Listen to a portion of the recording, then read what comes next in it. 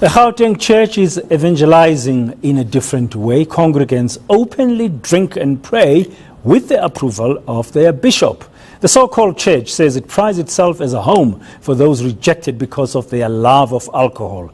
ENCA's Malungelo Boy visited Khabula Church and filed this very sober report. Bishop Tsietsi Makiti really does practice what he preaches, starting his weekly sermon with a sip of his favorite tipple. Countless of our members are dressing like ladies and gentlemen in our church. But countless of them they also smoke and drink? Countless of them are smoking and drinking. Inside the church? Even the bishop is doing likewise because he's leading by example.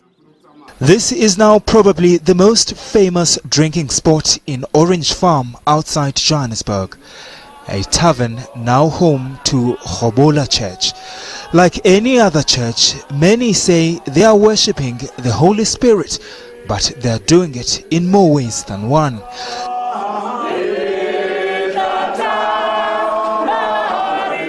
The church, which has been in existence for 4 months, is welcoming new members. In line with its tradition, they are welcomed with their favorite drink. You are the new member of Khabula Church to fight the crime around taverns and around our communities. The bishop says the church was formed for those rejected from other ministries. Congregants say they found their perfect place of worship. I was in many churches. You know what happened? They usually criticize people who are drinking.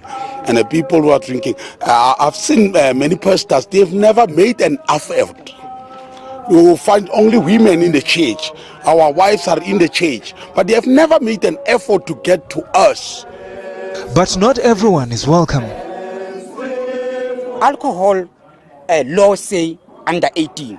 But in Khabula Church, we say over 20.